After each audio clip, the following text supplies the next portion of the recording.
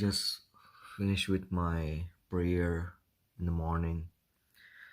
It's almost 10 a.m. now, Saturday. I just finished my breakfast. Um, Today is really windy outside. I don't.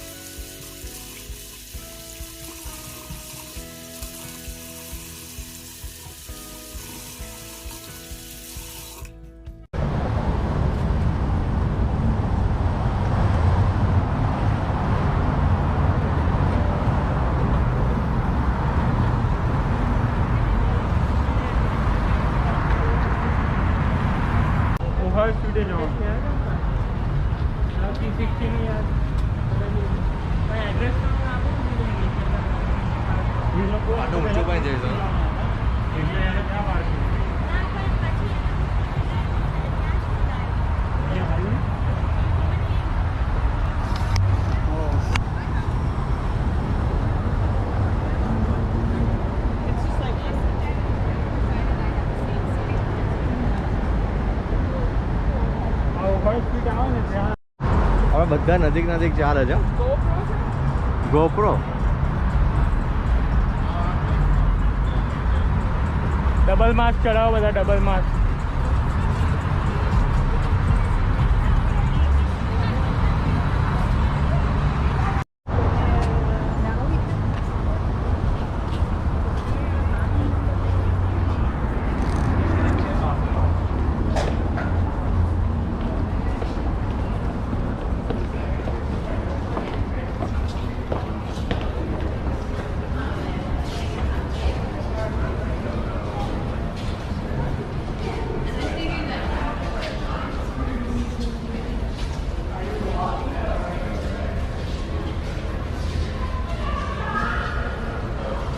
રાતના દોડો યાદ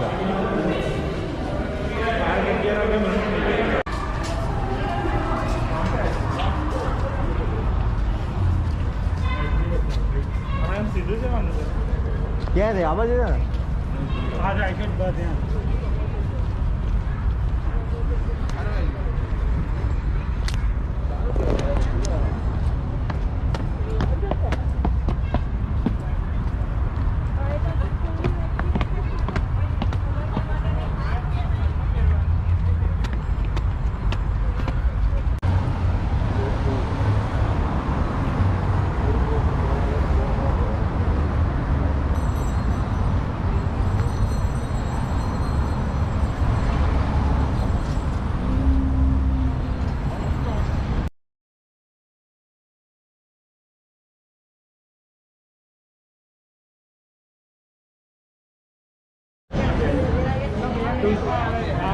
perfect. 5 जगह लिए 5 o'clock 5 जगह नहीं मिले थे ले लीजिए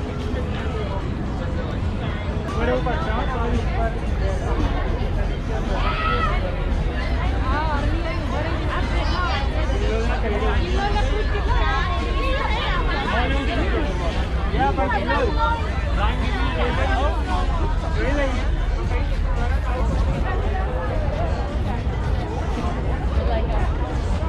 चलो ऊपर जाइए.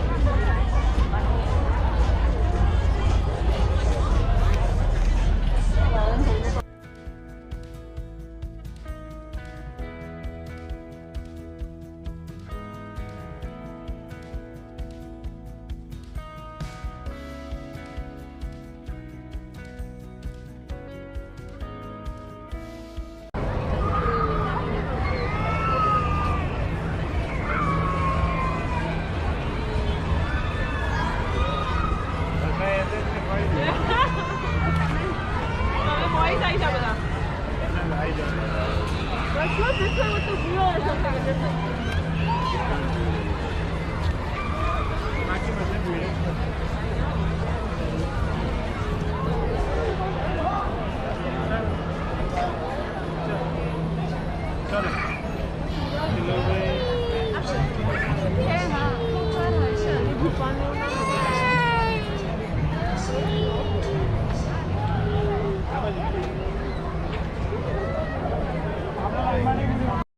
Last year,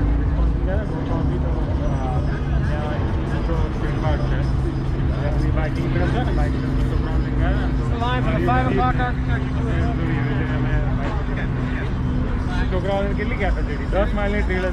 About the boats were on our ride, however, especially if you would like to move about the boat to visit the bar.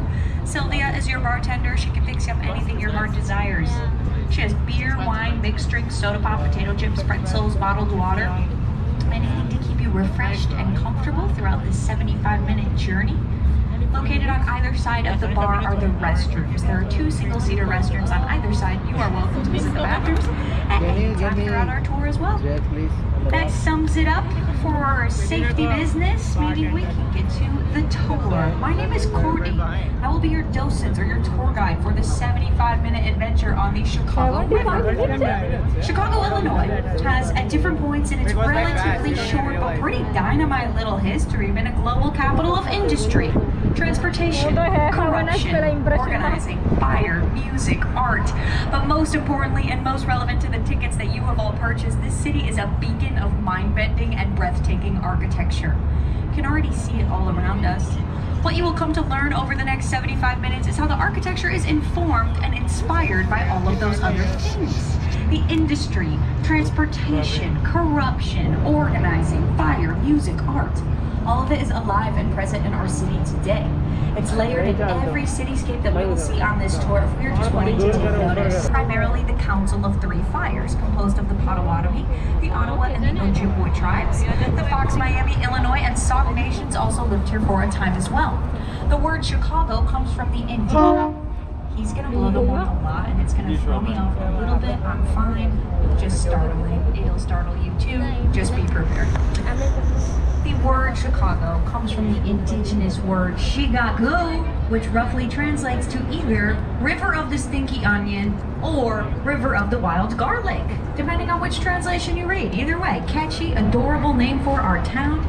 We didn't see our first permanent non-native settler until 1773. His name was Jean-Baptiste Pointe-du-Sable. Jean-Baptiste Pointe-du-Sable was a Haitian Creole immigrant who arrived in Chicago via New Orleans.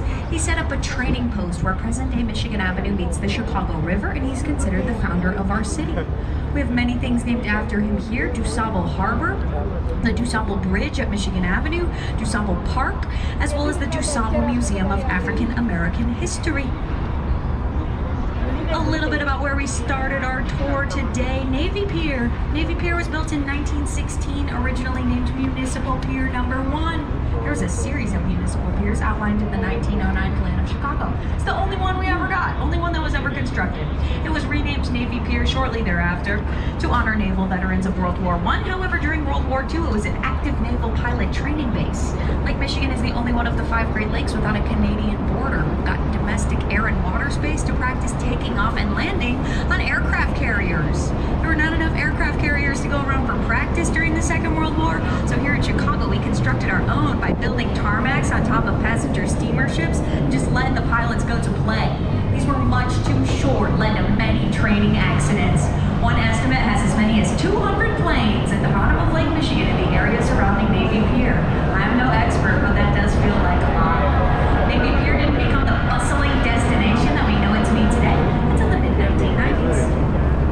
We are going to dive right into the architecture by talking about one of the newest skyscrapers on the Chicago skyline. It's so new, it's not even totally completely all the way done yet. 3 curving blue and green glass columns come together to create Vista Tower, formerly known as Vista Tower. It's currently known as the St. Regis.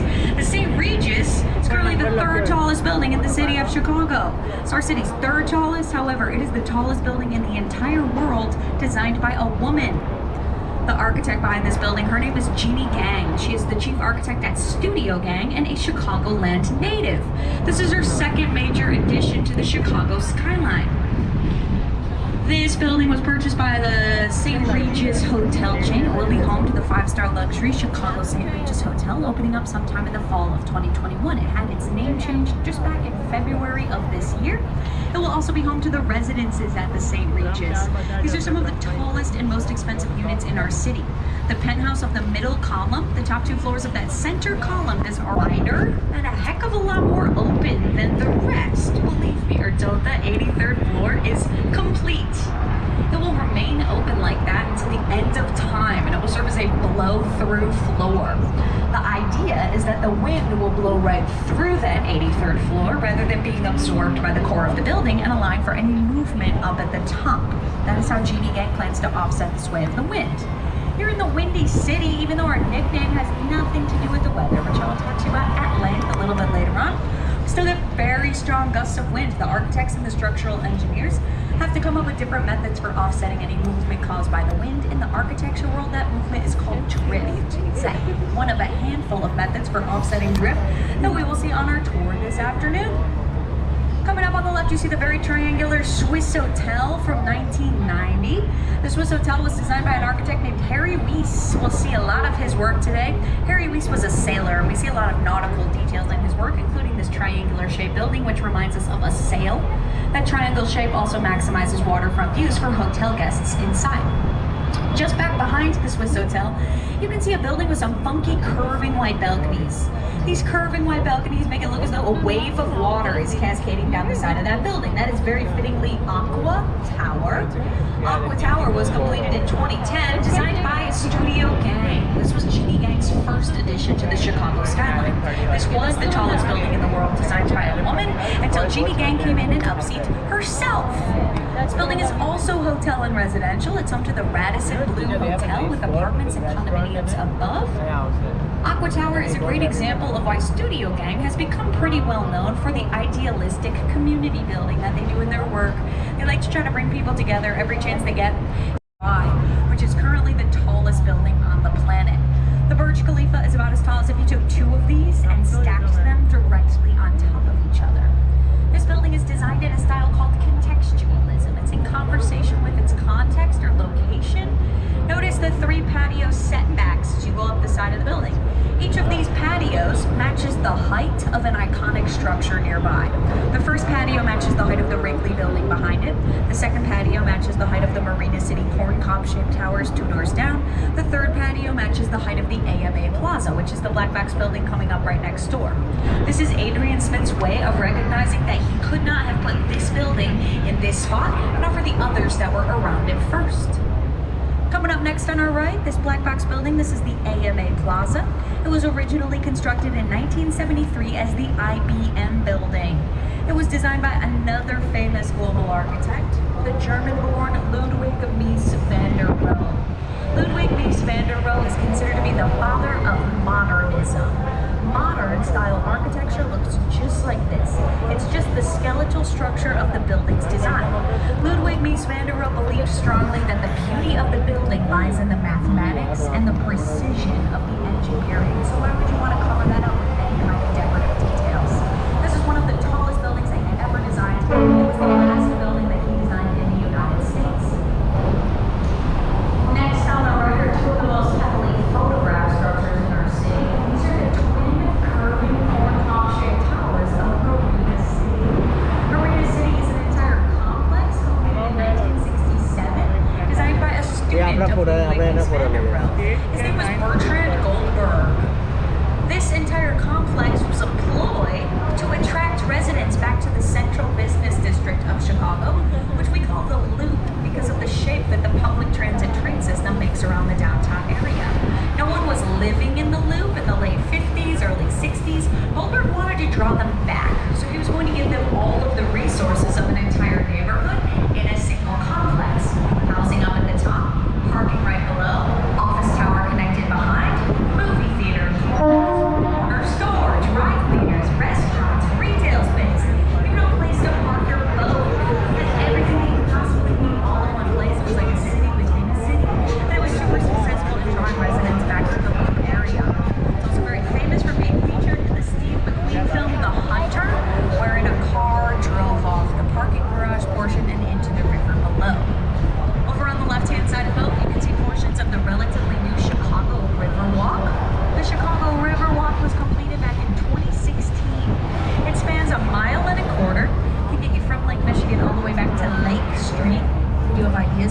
that will be expanding in the future.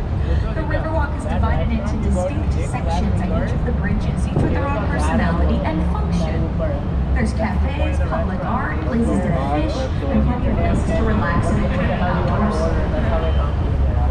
Coming up on the right, it's a low red brick building, another clock tower at the top of this one. This is the Reed Murdoch building. The Reed Murdoch building was completed in 1914. It was designed by George C. Gibbons. How did they make space to do that? They just shaved the band windows off the Reed Murdoch building and closed up that western face to match. Today, this building is home to the offices of the Encyclopedia Britannica Company. The Encyclopedia Britannica Company still exists, and that might be the most surprising fact of this entire tour.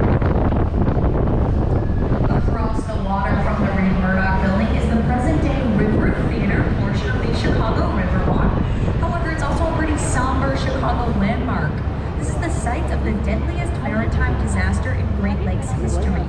On the morning of July 24th, 1915, 2,500 employees and family members of the Western Electric Company were boarding the SS Eastland in this spot.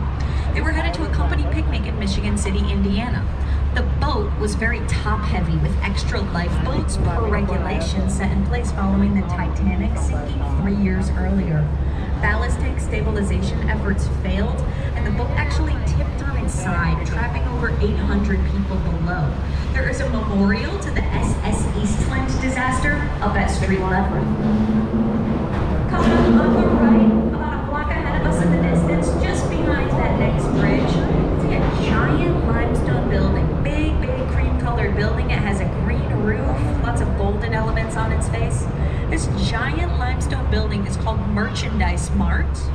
Merchandise Mart was constructed in 1930 as the wholesale warehouse for the Marshall Fields department store.